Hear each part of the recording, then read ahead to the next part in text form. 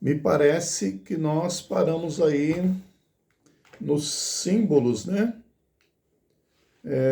Página 71. Confere ou não? Alguém anotou aí? Anotou aí, ô Messias? Então, nós... É isso aí. nós Na verdade, a gente já ia para 72, mas começa no símbolo na 71, né? então, a gente chegou a fazer essa introdução do símbolo, né? A gente deu uma passadinha, aí deixou assim para a gente, quando você retornar, voltar já no símbolo já. A gente pode, a gente já pode entrar os símbolos. A gente começou a falar sobre os símbolos na Bíblia, né? E o importante a respeito dos símbolos é lembrar que o símbolo ele representa, né, ou substitui outra coisa. Então ele representa algo, né? Ele lembra alguma coisa, mas ele não é exatamente esta coisa. Ele remete por alguma analogia a algo que é superior, que é maior, né? Que vai, no caso ali, trazer a representação final do que aquele símbolo ele quer remeter. Na Bíblia, a gente tem muitos símbolos que são utilizados e nós vamos ver alguns, né?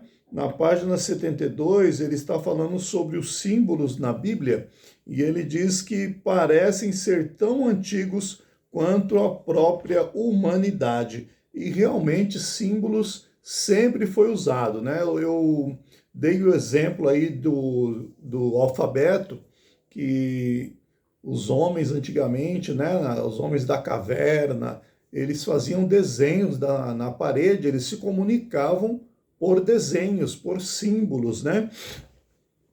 Então o símbolo sempre foi utilizado aí de diversas maneiras.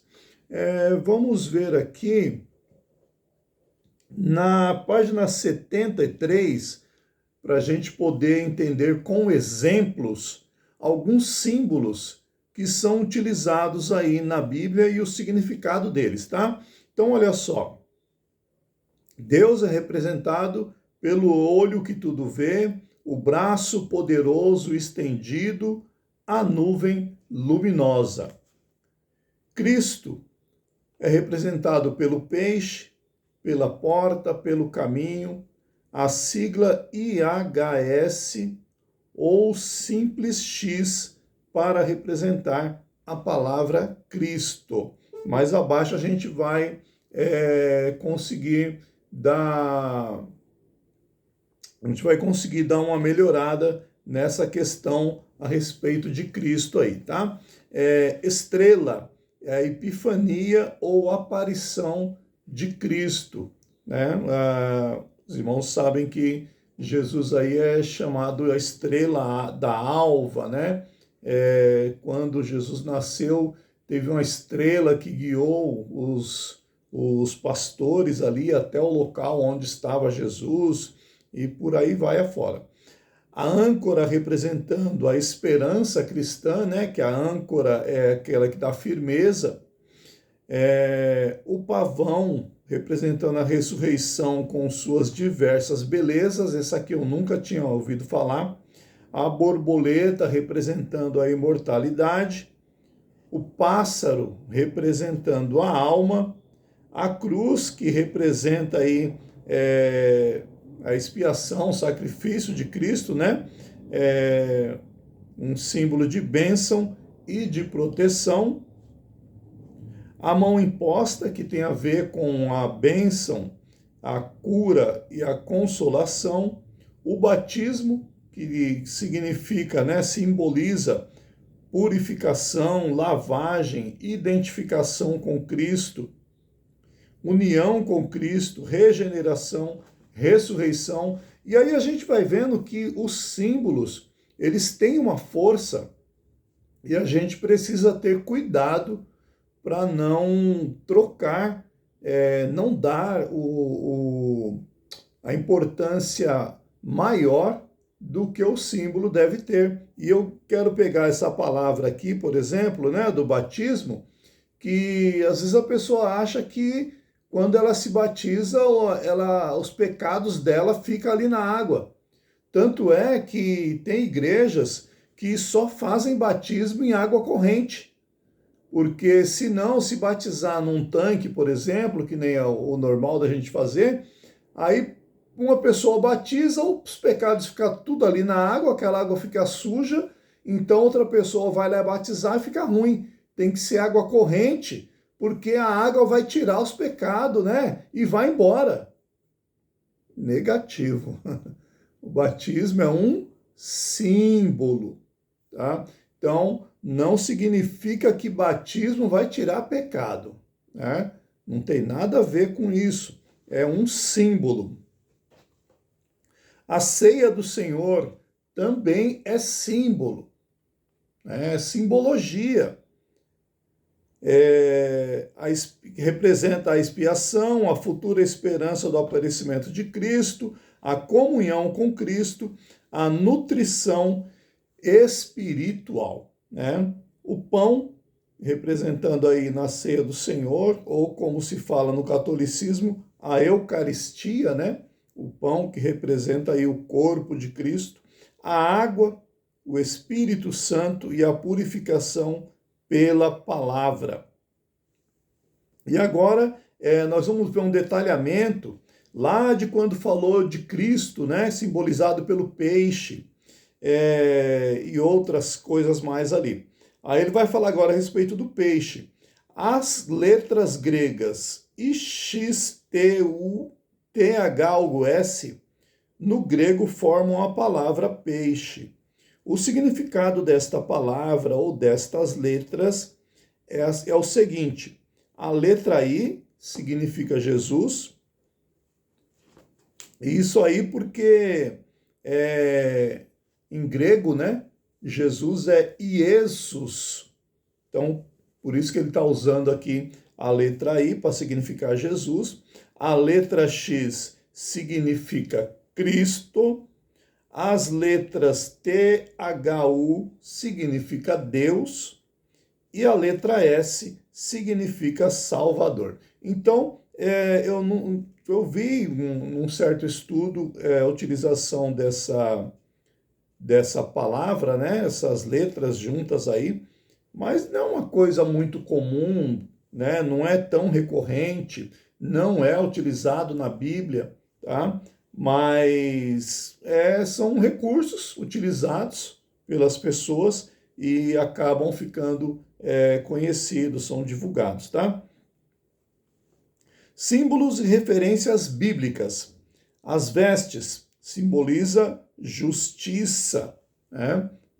Vestes de justiça, e por aí vai afora. Aconselho-te, ele vai citar um exemplo, aconselho-te que de mim compres ouro provado no fogo, para que te enriqueças, e roupas brancas, para que te vistas e não apareça a vergonha da tua nudez, e que unjas os teus olhos com colírio, para que vejas. E depois vai citar ainda em outras passagens aí a mesma situação. O óleo, o azeite e a pomba, né, são símbolos do Espírito Santo. Né? Ele vai citar aí outro exemplo também de quando Jesus foi batizado. O fogo, símbolo de juízo. Inclusive, irmãos, a gente, enquanto pentecostais, a gente aprendeu e dá muita ênfase para aquele versículo que Jesus, lá em... Onde que é? Mateus capítulo... Acho que é capítulo 3, quando ele fala sobre batizar com o Espírito Santo e com fogo, né? João, né? João falando, né? Após mim vem aquele que batiza com o Espírito Santo e com fogo. Então a gente tem a tendência a entender que esse fogo é poder, que esse fogo é algo mais forte, né, do que o batismo com o Espírito Santo. Só que o contexto ali daquele versículo sobre batizar com o Espírito Santo e com fogo é um só. Todas as vezes que a palavra fogo aparece ali, e me parece que aparece umas 3 vezes, é sempre falando de juízo. Sempre falando de juízo. Só que quando chega aí nesse batismo com o Espírito Santo e com fogo, a gente entende que é bênção, que é coisa boa, que é poder, né? E enquanto pentecostais nós usamos muito isso aí, né? Quer ver?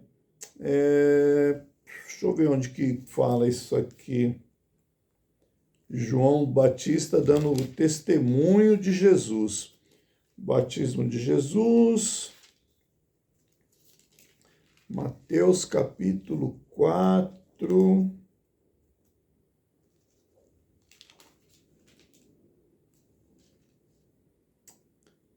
Bom, quem achar primeiro aí pode falar, tá?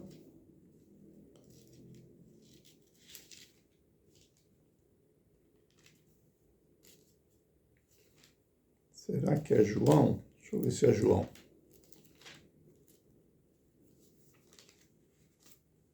João capítulo 3, será?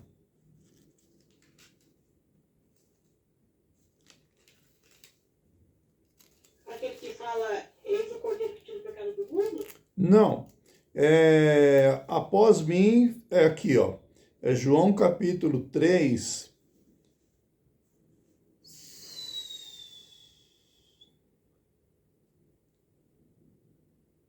Deixa eu ver se é no 3, após mim vem um que batiza com Espírito Santo e com fogo. Onde que é essa passagem aqui? Não, não é João 3. Rapaz, vou ter que pesquisar, não é possível, gente. Vocês estão aí com a mente fresquinha aí. Vocês não estão lembrando?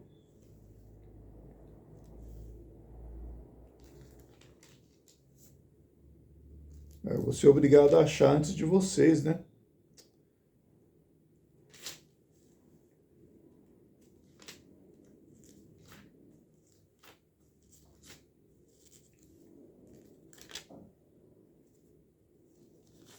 Vamos ver.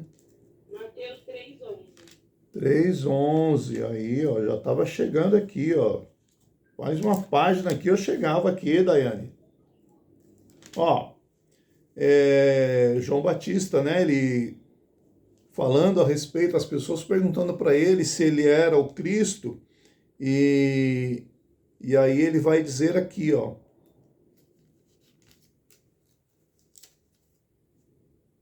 Vamos pegar desde o versículo 8, ó. Quando os fariseus estavam indo se batizar, então João fala para eles, 3:8, produzi, pois, frutos dignos de arrependimento, e não presumais de vós mesmos, dizendo, temos por pai Abraão, porque eu vos digo que mesmo destas pedras Deus pode suscitar filhos a Abraão. Agora veja o 10. E também agora está posto o machado à raiz das árvores. Toda árvore, pois, que não produz bom fruto, é cortada e lançada no fogo. Fogo, ele está falando que vai queimar estas árvores que são cortadas. Por quê? Porque elas não produzem frutos, então elas vão ser cortadas. Isso aqui é simbologia, tá? Essas árvores cortadas aqui. Então elas são cortadas e lançadas no fogo, obviamente para a destruição. E eu, em verdade, vos batizo com água para o arrependimento, mas aquele que vem após mim é mais poderoso do que eu. Não sou digno de levar as suas sandálias.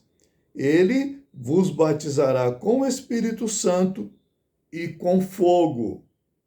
Esse fogo é o mesmo fogo que ele falou anteriormente, tá? Quando chega no versículo 12, olha só. Em sua mão tem a pá, e limpará a sua eira, e recolherá no celeiro o seu trigo, e queimará a palha com fogo que nunca se apagará. Então veja, ele fala de fogo 3 vezes. É o mesmo contexto. Só que a gente aprendeu que aqui o fogo, quando ele fala batizar com o Espírito Santo e com fogo, a gente entende que esse fogo é mais poder, é fogo do Espírito. Mas fogo ali está falando de destruição. Fogo ali está falando de juízo. E aqui, quando a gente está falando aqui do símbolo, ó, na página 74, fogo é símbolo de juízo, tá? É claro que isso é um debate, isso tem toda uma discussão em torno disso aí, tá? Não é assunto fechado. Então tem gente que vai defender ferrenhamente que é fogo como poder, esse fogo do batismo é mais poder. Mas já tem gente que vai analisando o contexto, levando pelas regras da hermenêutica, que é fogo do juízo, é fogo de juízo, é destruição, né? Então ele batiza com o Espírito, mas ele também batiza com fogo, né? Então tem esse entendimento e é bom a gente sempre ficar meio alerta com esse assunto aí, tá bom? O incenso é símbolo das orações, né? Tem as referências aí, lá em Apocalipse fala a respeito das orações dos santos, né? Que chegam ali ao céu como incenso. O sal simboliza a preservação, né? Até pela própria característica do sal, quando a gente não tinha refrigeração, as carnes, as coisas eram preservadas pelo sal, né? Que o sal tem essa característica. O sal traz equilíbrio, o sal traz essa preservação. Então ele é símbolo de preservação.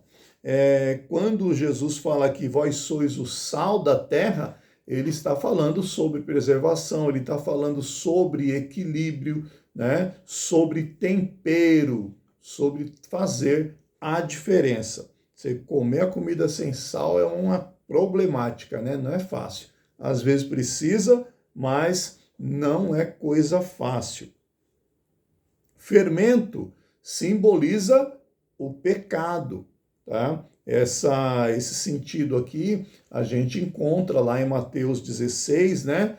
Quando Jesus ele fala para que os seus discípulos eles evitassem o fermento dos fariseus. Aí é bom dar uma lidinha lá para poder entender como que o fermento dos fariseus tem a ver com o pecado. Cavalo simboliza força, né? Um animal grande, um animal potente e muito útil também, simboliza força. O leão simboliza a majestade, né? Ele é o rei da selva, né? Um animal imponente. A serpente simboliza astúcia, né? Lá quando nós vemos o relato do Gênesis, Moisés diz ali que a serpente era a mais astuta de todas as alimárias, de todas as serpentes, de todos os animais ali, né? Na verdade, a serpente, ela era a mais astuta. Quem que levantou a mão aí, irmão Francisco? Fala, irmão Francisco.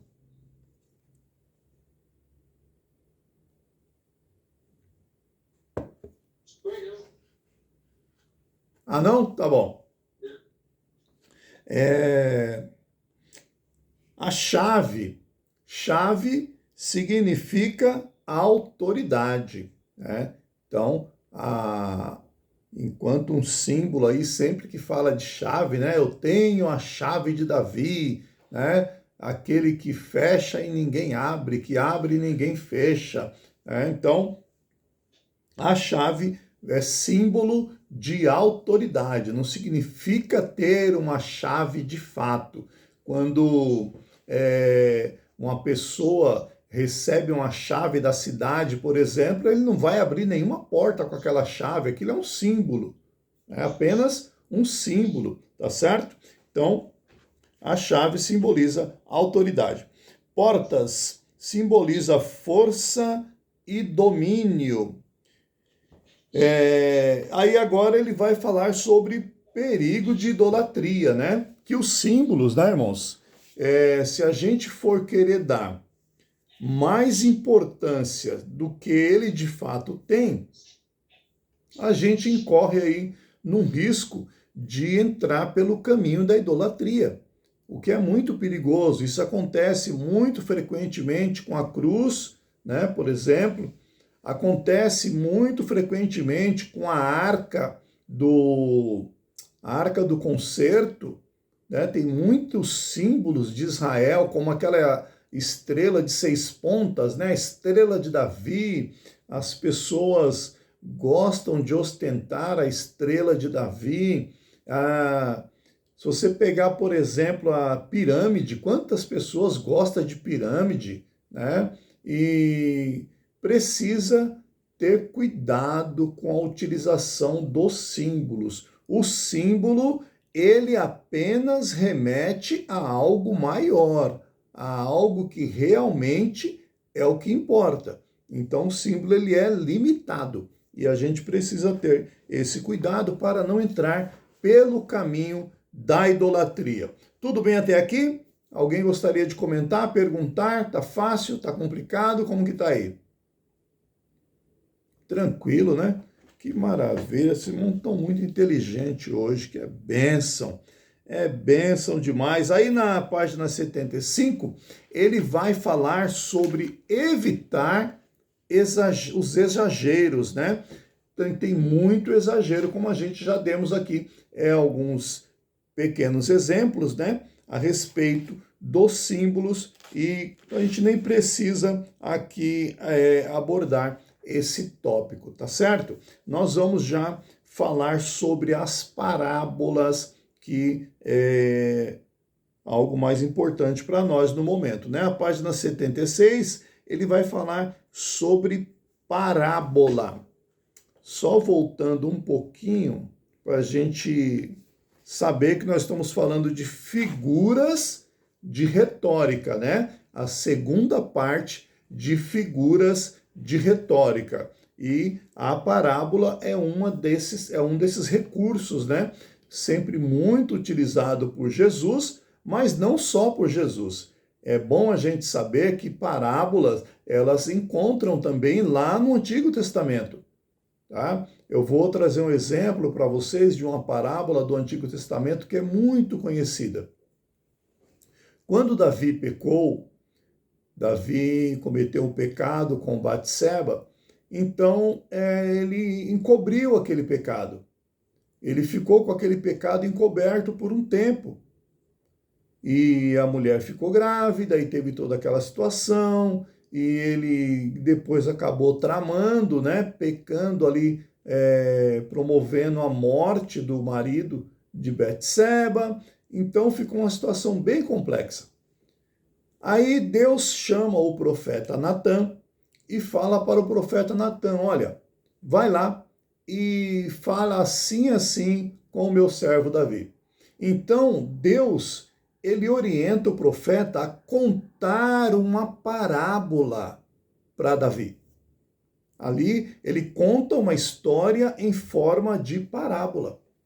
É importante a gente saber que a parábola, ela não tem nomes de personagens. A parábola, você não tem os nomes dos personagens, ela não é um assunto, um fato que que realmente tem acontecido, tá? Tanto é que é um equívoco, né, na nossa Bíblia quando a gente abre, deixa eu ver se eu vou lembrar onde que é aqui.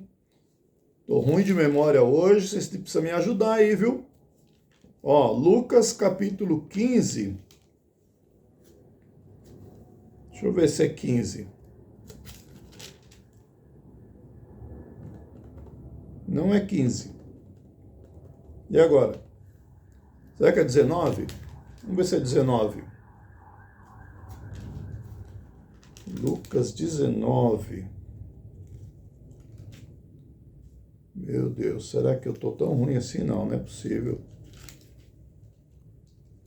Não é possível. Não é não. Eu tô bem ruim mesmo.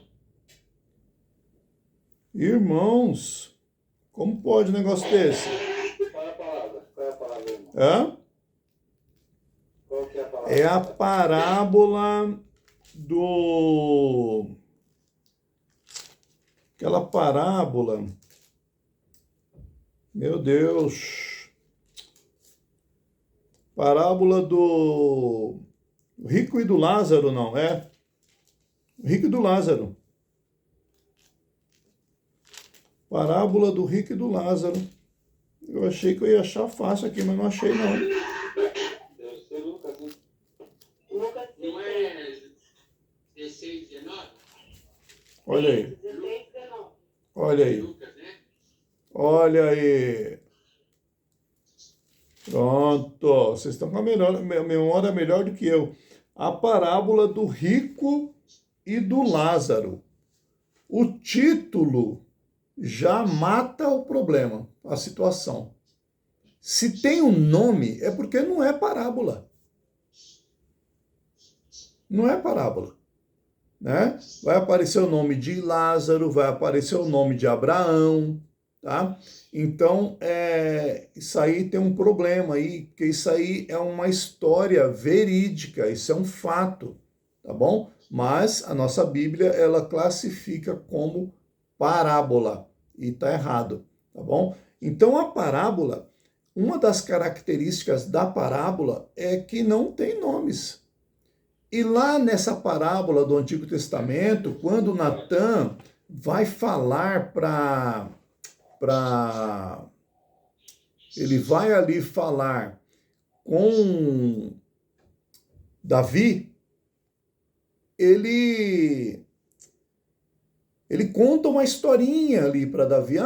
Tinha um homem que ele era muito próspero. Ele tinha muitos bens, ele tinha muitas ovelhas, ele tinha muito gado, ele tinha de tudo de muito.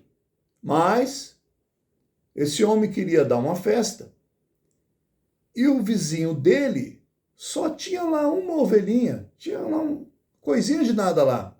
Ele foi lá, tomou posse daquele animal, daquele vizinho, matou aquele animal e ofereceu na festa dele. Aí a parábola, ela tem uma motivação, ela tem um propósito já pensado, que é mexer com a audiência, mexer com o interlocutor. Então, quando Jesus ele contava uma parábola, ele não estava brincando de falar historinha. Ele estava tratando de assuntos para mexer com o seu público, fazer o seu público pensar, se colocar no lugar daqueles personagens e mexer com eles. Jesus ele tinha essa intenção. E Natã, ele fez exatamente assim. Ele contou a história para Davi e ao terminar a história, ele falou assim: Davi, o que você acha que deve ser feito com esse tal que assim procedeu? Aí Davi já deu a sentença: digno de morte é o tal que assim procedeu. Aí o profeta não esperou nem um minuto. Ele já virou para ele e falou: pois então, este homem é você mesmo. Então veja que a história ela foi contada com o intuito de envolver ali o interlocutor, né? Davi ele foi se envolvendo com aquela história, foi se envolvendo. Quando Natan faz a pergunta e Davi responde, aí o profeta já arremata. E Davi, na hora, sentiu a paulada, ele entendeu o recado e ele viu que o negócio ficou apertado para ele. Então, Jesus utilizou muito esse recurso das parábolas, e às vezes ele contou, teve vezes que ele contou parábola e perguntava assim, né? Ele mostrava pessoas que agiram certo, pessoas que agiram errado, e aí perguntava, qual desses vocês acham que está justificado? Ou qual desses vocês acham que agiu correto? E era simples, não tinha como a pessoa escolher o errado. A pessoa escolhia o certo. Aí Jesus falava assim, então fazei vós assim também. Então veja que é um recurso muito bom a parábola, tá? Então olha só, na página 76, fala, Kátia. Esse exemplo que você citou agora lembra do bom samaritano, né? Também, exatamente. No caso do bom samaritano, Jesus, ele conta toda a história, né? Que havia ali um homem que foi atacado por salteadores, né? Que estava viajando. Aí os salteadores vieram, atacaram no caminho, roubaram ele, bateram, judiaram e deixou ele praticamente morto. E ele ficou caído ali na rua. Então passou um sacerdote ao personagem. Jesus, ele usa um homem da lei, uma autoridade. Passou um sacerdote, vendo o homem, ele passou de largo, ou seja, meio que atravessou a rua. Ele foi para longe e foi embora. Mas Jesus ele ainda pega um outro personagem, que é um levita, que é mais uma pessoa, um religioso, uma pessoa destacada no meio da religião deles, passou de largo também e foi embora. Mas, vindo outro, ele viu, se compadeceu, foi lá, pegou aquele homem, colocou sobre a sua cavalgadura, provavelmente um cavalo ou um camelo, colocou sobre um animal, um jumentinho, não sei, levou até uma estalagem, um lugar de descanso, né? Ali um lugar de recuperação, falou, olha, cuida das feridas dele, dá um trato nele, recupera ele, tá aqui o pagamento. E se faltar alguma coisa, quando eu voltar, eu pago. E aí Jesus ele dá o destaque que é para poder as pessoas pensarem. E esse que fez essa bondade era samaritano. Aí pronto, aí Jesus judia, né? Porque quando Jesus fala que era samaritano, ele está falando o quê? O judeu não fala com o samaritano. E provavelmente aquele homem que estava caído no chão era um judeu.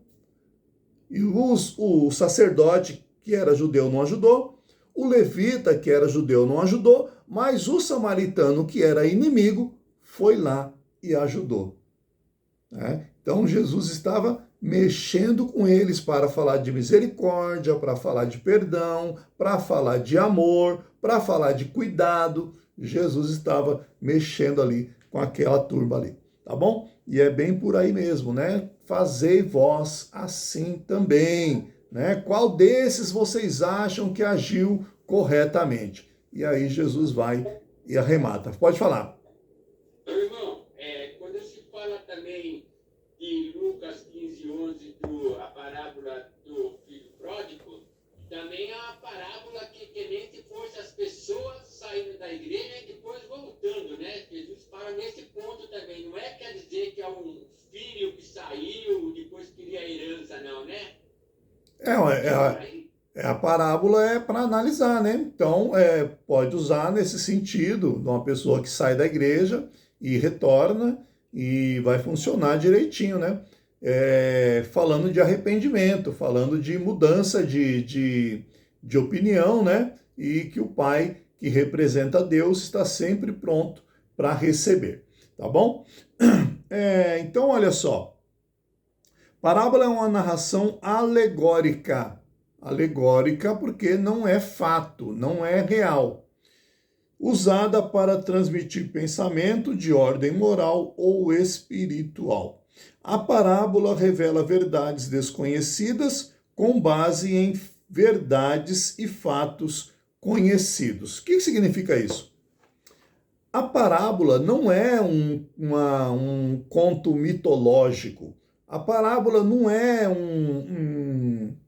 uma história baseada em mentiras. A parábola, ela é baseada em fatos reais, em situações que eram do conhecimento deles, do dia a dia deles, né? De personagens que existiam no sentido de que tinha pessoas que agiam daquele jeito. Quando contou a história do samaritano, Jesus fala dos ladrões que normalmente atacavam nas noitadas, atacavam nos desertos, nos montes, ficavam escondidos para poder atacar. Eram situações que aconteciam normalmente, eles sabiam disso, né?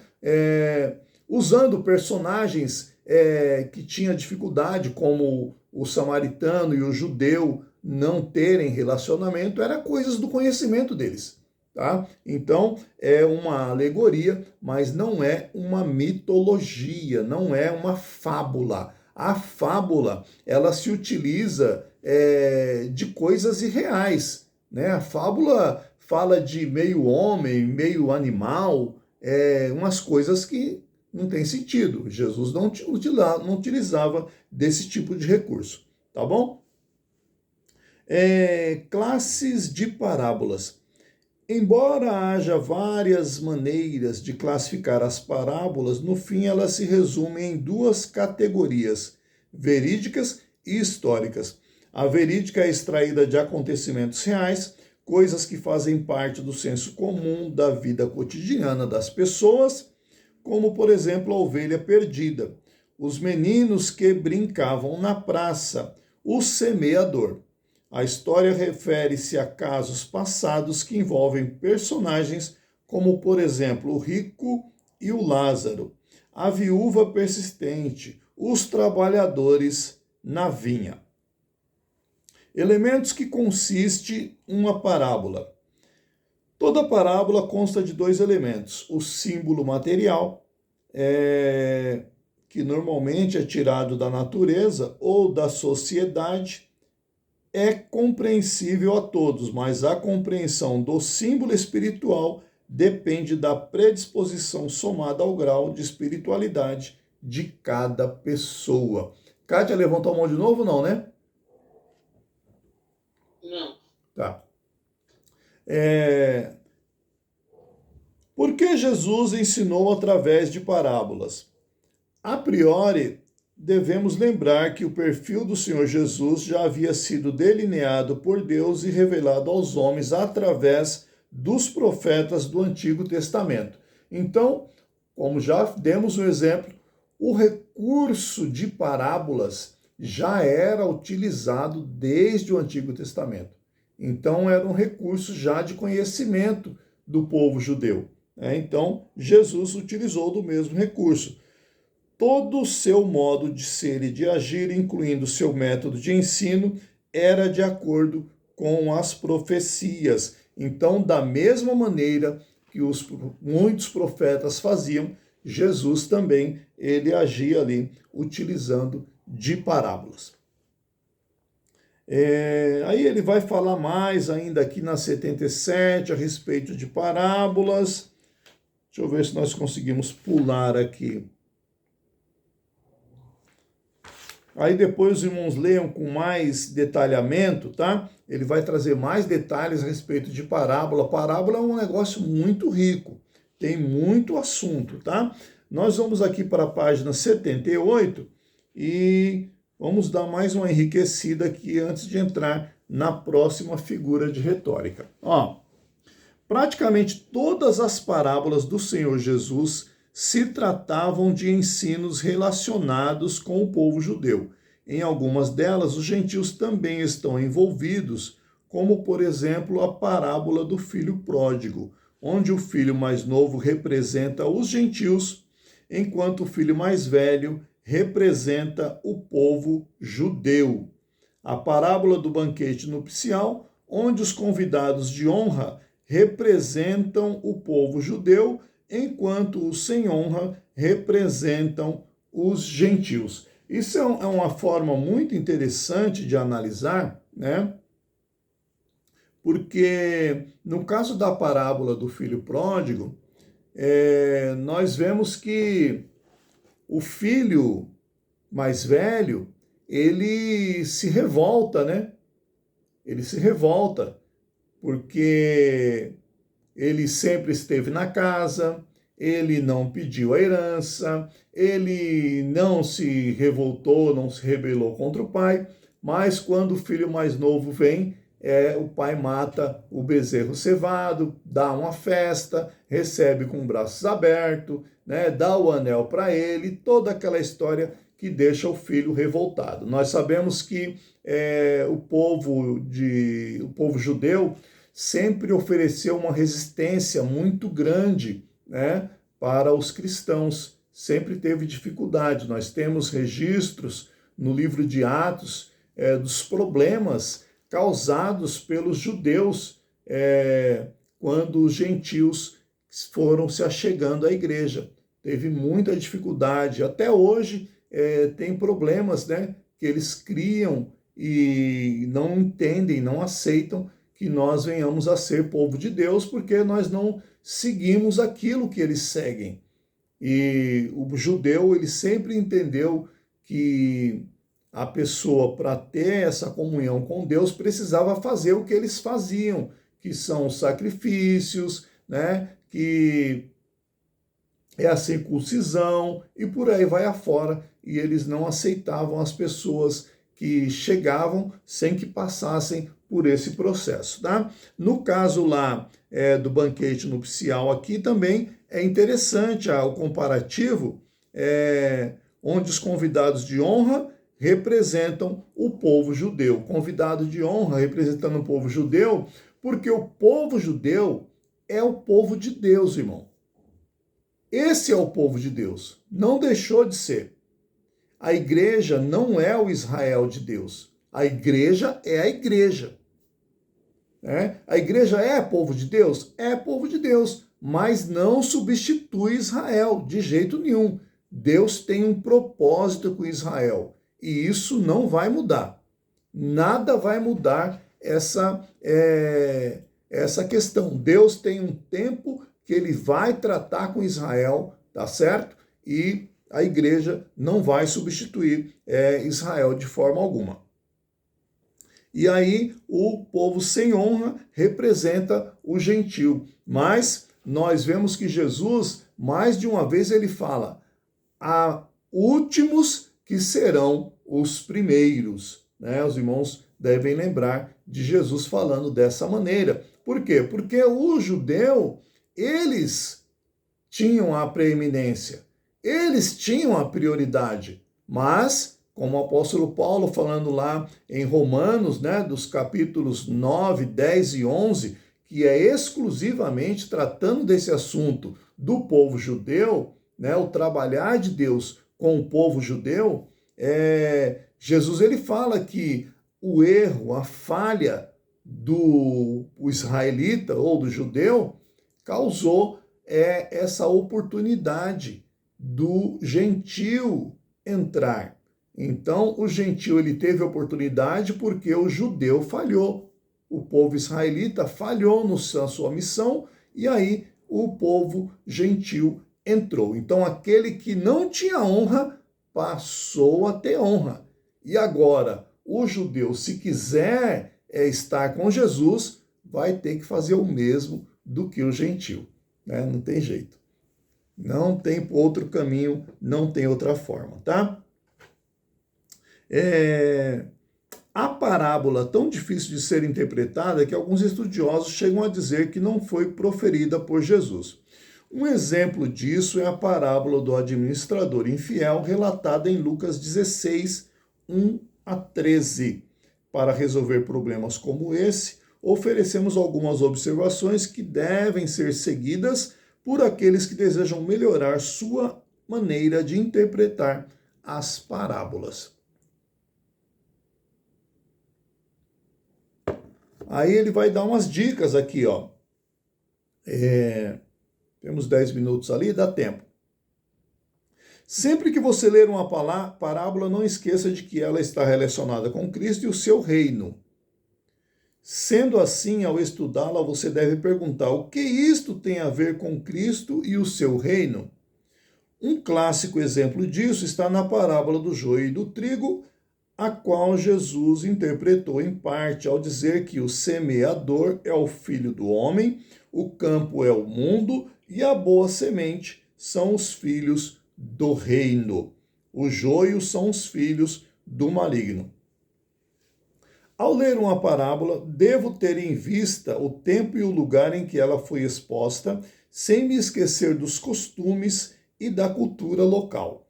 Um exemplo disso está na parábola da dracma. Sabemos que no Antigo Oriente as mulheres lidavam muito pouco com dinheiro. Os valores pessoais que elas possuíam eram normalmente as suas joias. Sendo assim, ao perder uma moeda, uma mulher ficaria bastante ansiosa, né? Nós vemos lá na parábola que a mulher, ela perdeu a dracma, uma moeda ali, né? E procura. Quando ela achou, chamou as amigas e deu uma festa e foi uma alegria, né? Essas parábolas do capítulo 15 são chamadas de as parábolas dos perdidos, né? E todas elas terminam sempre com festa. No final delas é sempre com festa. Devemos ter sempre em vista a lição que tal parábola nos dá, cuja lição era sempre referida por Jesus no final de cada uma de suas parábolas. Por exemplo, a parábola das 100 ovelhas termina com as seguintes palavras: digo-vos que assim haverá maior alegria no céu por um pecador que se arrepende do que por 99 justos que não necessitam de arrependimento. Tá certo? Então aqui é um pouco de ironia, né? A gente aprendeu ironia já algumas páginas para trás, porque Jesus está falando assim: haverá maior festa no céu por um pecador que se arrepende. Ou seja, o pecador é aquela pessoa considerada uma pessoa fora, uma pessoa marginal. E o justo aqui são os judeus que se sentem filho de Deus, filho de Abraão, pessoa querida de Deus e tudo mais. E aí Jesus está falando assim: olha, um pecador que não é considerado por vocês, quando ele se arrepende, tem festa no céu muito mais do que 99 justos. Não é que aquelas pessoas eram justas. Aquelas pessoas se consideravam justas e por isso não achavam que eram necessitadas de Jesus. Não achava que precisava de Jesus.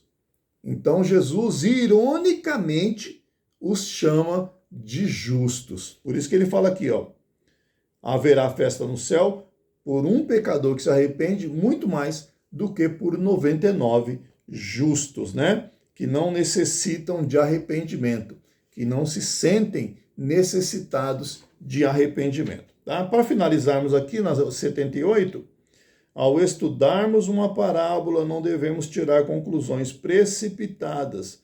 Qualquer conclusão que se extrai de uma parábola deve ser comparada com o texto dela, seja ele imediato ou distante, como já foi visto em lições passadas, né? Então, isso é muito importante para não errar na interpretação da parábola, tá? Tem parábola difícil de entender, tem parábola que é complicado mesmo, né? E a gente não deve se precipitar né, procura aí um bom livro, um bom dicionário, um bom comentário, né, não fica inventando moda, não. Na próxima aula, então, nós vamos falar de mais algumas figuras, tá? Estamos finalizando já a nossa matéria de hermenêutica e vamos falar de uma figura muito importante que é o símile, né? Que está aí já na página 79, nós vamos aprender porque é bastante utilizado o símile, ok? Alguém queria fazer alguma colocação, alguma pergunta? Tá tranquilo?